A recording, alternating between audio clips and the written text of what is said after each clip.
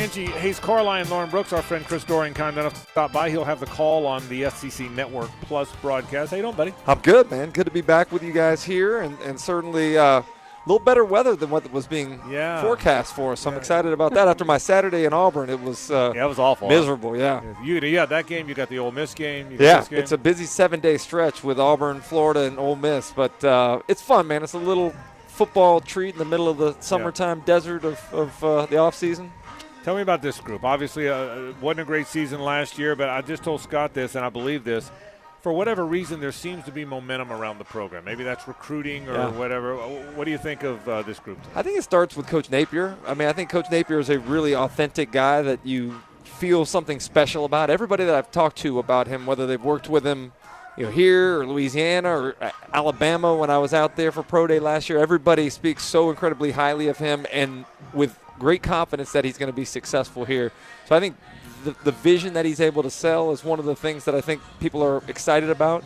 I think the roster turnover, the hope of, all right, we got some new players, these guys coming in as freshmen, we got more speed, we got more size up front, you got some veteran guys that have played a lot of snaps from other places in the portal. I think that provides the hope. But, at the end of the day, this was a team that was, in my opinion, very close to getting on a run towards the end of the season. You come off the Georgia loss, you look good in the third quarter, you close the game, you got a little momentum there, you win at Texas A&M, you blow out South Carolina here, and I'm thinking, well, Florida's got a chance to maybe win 8 games, and then you stub your toe in Nashville and you lose in Tallahassee, and obviously the bowl game was a little bit of an outlier, but this was I think it was a good wake-up call to these guys on how you handle success, and I talked to Coach Napier about it yesterday. He mentioned it was not a very mature team, and that he didn't do a very good job of managing that success that they had. And I think they learned a lot from the first year, the struggles and some of the successes they had. And I think they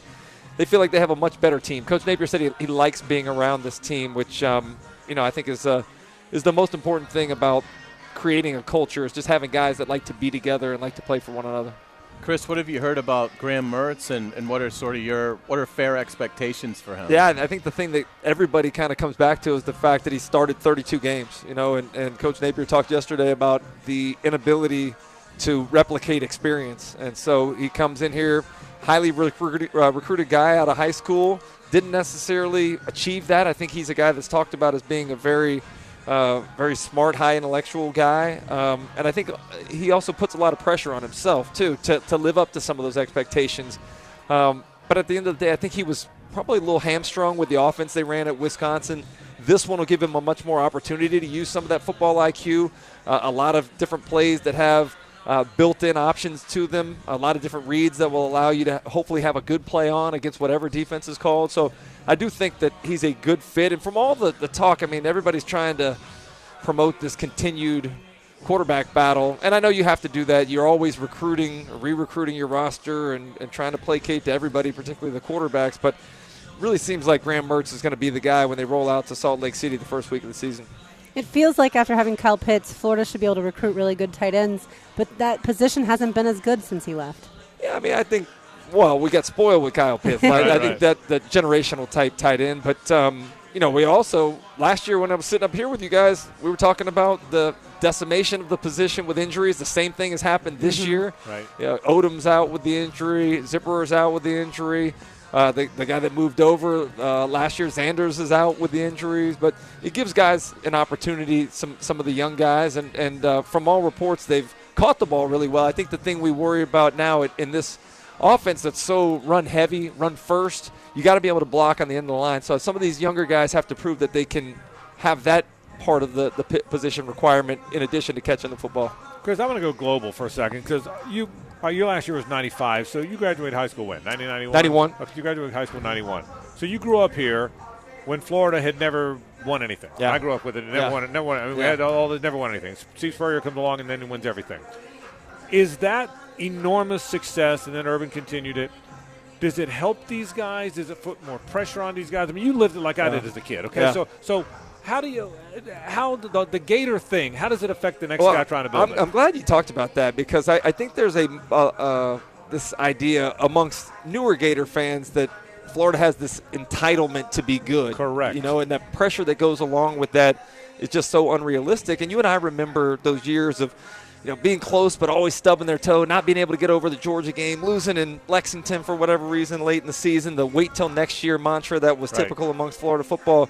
But I do think Florida fans got spoiled because of how we won, how not only dominant we were, but the way we went about doing it, throwing the football, having a lot of fun, beating teams by a ton of points, and then Urban's success. I mean, it was almost thought of as a birthright that we were going to be in Atlanta every first Saturday in December. Correct. And it's just not the case. And everything's so cyclical in sports and the SEC particularly. I mean, obviously Georgia and Alabama are kind of at the top right now, but I think you'll see some other teams work their way up there. We already saw Tennessee make a big jump last year. I think that the league as a whole is much better than it ever was. So getting to Atlanta every year is challenging, and I think with the way that the expected realignment's going to happen, it'll make it even more so difficult. Of all the positions that were deficient when Billy arrived, defensive line may be at the top of the list. Yeah. How have you seen his recruiting efforts pay off? I know it's early and these guys are going to be young, but are you seeing a more athletic, more Florida-looking defensive front with the young guys and transfers that he's brought in? Everybody wants to talk about how bad Florida's defense has been the last couple of years, and it certainly has been bad. I mean, you go back and look at some of the point totals they've given up. Third down was terrible last year, 129th in the country, I believe. But all that ails Florida defensively starts on that defensive line. Forever at Florida, we always had dominant defensive linemen, guys that were NFL players. Florida just hasn't had that in a long time. And the problem with that position more than anything, there's not a whole lot of those types of bodies with those skills walking the planet, right? So you lose the guys. I think Florida State, Miami have all suffered from the same problem. The best players have been going to Georgia, Alabama, Clemson. You haven't been able to keep those defensive linemen. So you got to find a way to have those guys, particularly your interior, that can create penetration, that can win in one-on-one pass situations. Those are going to help the outside guys. And I'm excited. I think the player that kind of interests me the most is Cam Jackson, the transfer from Memphis. Another guy. You go back and look at the majority of these guys in the transfer portal have all played a lot of snaps elsewhere.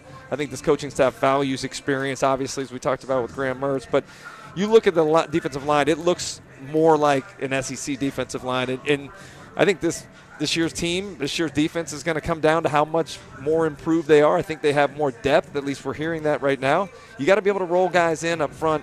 And be able to have guys that are multidimensional. Because nowadays with the way that the offenses go with tempo, you can't substitute. Those days of Alabama having the Tay Codys and some of those other more specialized defensive linemen don't exist. So you got to be able to have guys that are big, strong, athletic, physical, but also have conditioning that can keep them out there for a 10, 11 play drive. Chris, do you like the spring game at night as opposed to on Saturday? I do like it at night. It gives it a little different feel. I know Coach Napier mentioned special place under the lights, and I've always agreed with that. I mean, we'd come in here to practice sometimes on Monday nights, and it just felt a little different in here. So I do think it's pretty cool. I know folks around the state, some Jacksonville people, Orlando, Tampa, probably disappointed they can't make it over for this.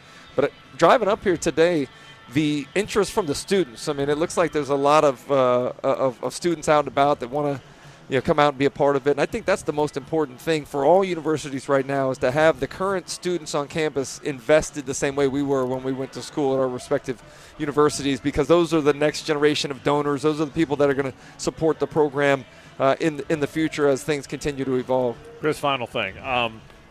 Tell me about the league. News Bulletin, Alabama and Georgia are going to be good. I guess we know that. But beyond that, is Tennessee for real? Is LSU? I'm taking LSU to win the West. Again, I think, man, watching what Brian Kelly did last year was so impressive. And we talked about how all these different parts came together, the inexperience that they had. I like Jaden Daniels a lot when he's healthy. I did their Cheez-It Citrus Bowl game, which was a mismatch with Purdue with how depleted they were, but left me with a good taste in my mouth about them. I do believe in Tennessee as well. I think Josh Heupel is the real deal. And you guys know I went out on a limb last year with my Kentucky selection. I was up in Lexington. I went to the Florida-Kentucky game, basketball, back in February. Had a chance to talk to Coach Stoops and Vince Marrow there. We were talking at dinner, and I mentioned, I went all in on you guys. I thought it was going to be the year. And they said, hey, we thought it was too. The one thing you could always depend on with Kentucky is that offensive line, and it was the one thing that let them down last year. I think they were a better team than what they probably showed. But the East is difficult. I mean, Shane Beamer's been a great addition to this division. You look at what Clark Lee did in knocking off Florida and Kentucky late in the season last year. So the road does not get any easier for Billy Napier in Florida as they try to ascend back to the top of the East and the conference in general. Yeah, and they're about 1 year from adding Texas and Oklahoma to a wide open league. Chris Doering every morning, 8 to 11 with Peter Burns and company. Sirius XM, channel Sirius 374. Yeah. And how busy are you with the network these days? Are you doing games? Yeah, right now it's kind of busy. Once the spring's over with, it'll settle down till I'll be with you guys in July, right, in Nashville. Absolutely. Looking forward to being there, media days, and then we'll get things rolling. It's not that far away. Great work as always, Chris. I appreciate you guys. Thanks for having me. Chris Doering.